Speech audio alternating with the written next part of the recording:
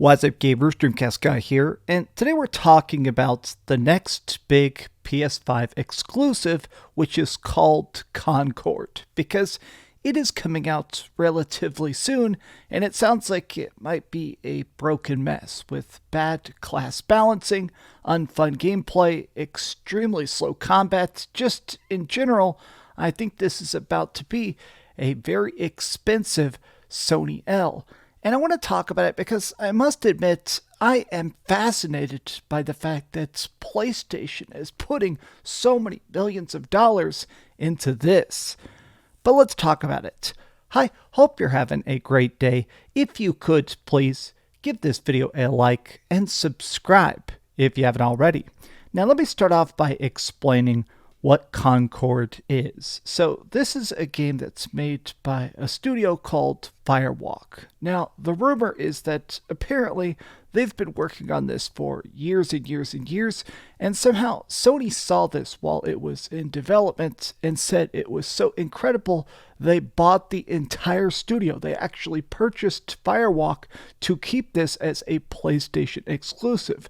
Now Sony has said they're really wanting to make more live service projects, stuff that isn't just one upfront cost, because, you know, as much as I'm completely obsessed with stuff like Spider-Man or freaking Uncharted or, you know, all sorts of stuff that Sony has been doing and doing very well, I mean, I think we can all admit that when it comes to PlayStation stuff, a lot of times because they are single-player experiences that are very narrative-focused, you beat it, you love it, you finish it, you platinum it, and then you put it down.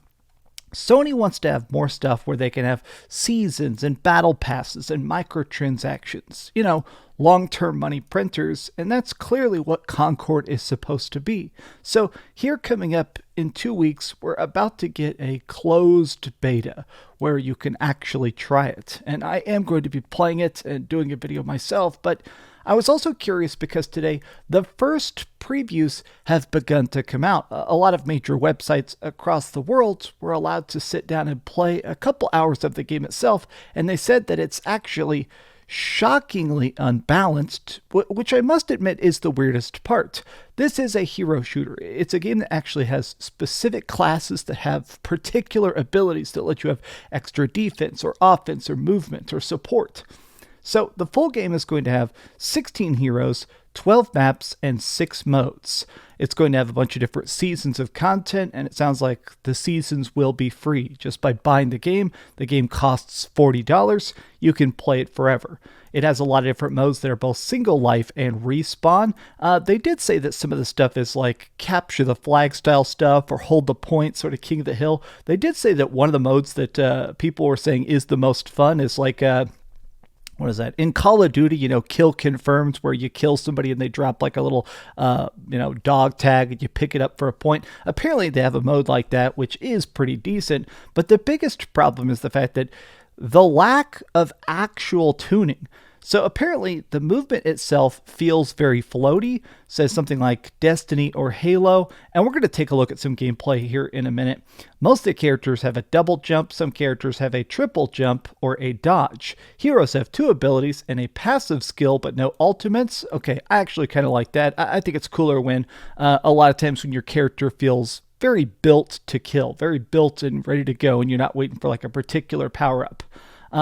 Each Freegunner has a unique weapon and a health pool. Before a match, you have to select from a small crew of heroes to choose from, and you can only swap to those during the game. Oh, interesting. So instead of just making it so you start with like one particular person, you can swap to anybody, you make a couple different selections at once. Each hero can be selected once per team, but there's no role limit. Yeah, so this is one of the complaints I've heard, which is that, in something like Overwatch or something like that, there is a balancing to it automatically where you can't just have all healers, you can't just have all tanks, you can't just have a bunch of people that are going to block and make it not very fun. This doesn't have that. You can be any balancing of killers and healers and whatever, and I've heard that actually very much breaks it. Since some of this balancing is so bad, apparently you can just all play the most busted, overpowered characters and break it Or sometimes if you get stuck as a weaker character, you're just not going to have fun. Like, sorry, man, everybody picked all the good characters. You got to be the crappy, weak character with no health and no aiming abilities. It has Destiny shooting with slightly slower movement and around double the time to kill of Call of Duty. Weekly story vignettes. So, this is one of the ones that actually shocked me the most. This was actually the main inspiration. So this is Stella. She works at IGN, and she does a lot of FPS coverage. She does all sorts of stuff where she has competed and played on stuff and done spectating and done... She's the kind of person that doesn't just play a lot of esports, but she covers it with a very critical eye. So, even if you disagree with her opinion, I think she comes up with a lot of very good, very detailed points about how stuff is actually working. And one of the things she brings up in her IGN video here, you can see the entire comment section is like, bro, this game is going to bomb. This game has no freaking way. It's going to have no longevity. It's not going to have any actual legs to it. But here's the part I thought was the most interesting, is she talked about the fact that because the character balancing is so terrible, certain people are way better at just general action. If you don't get particular characters, you can't play. She said this character here has a homing rocket launcher that does 43 direct damage and splash damage to everybody around it, which means that in general, you could just wipe out entire chunks of team. She also made it a point to say that this game is so focused on kills, of team kills. Look at that, a double kill there. Because this game is so laser focused on team play and team kills, playing by yourself is pretty much impossible. You know when you're playing a game like Call of Duty or Valorant or something, and if you're good enough, you can wipe out the enemy team, or at the very least, you can get 1 or 2 or 3 kills and you feel like a badass. Apparently in this, that's impossible. It is built from the ground up for team play only. So if you actually try and just play good, that's not enough. It is a game where you have to move as a group, attack as a group, use special abilities as a group, or it's downright unplayable. Look how slow that time to kill is. Oh my god, that looks so bad. That guy walked away while getting shot by 2 players. Oh yeah, look at this dodge.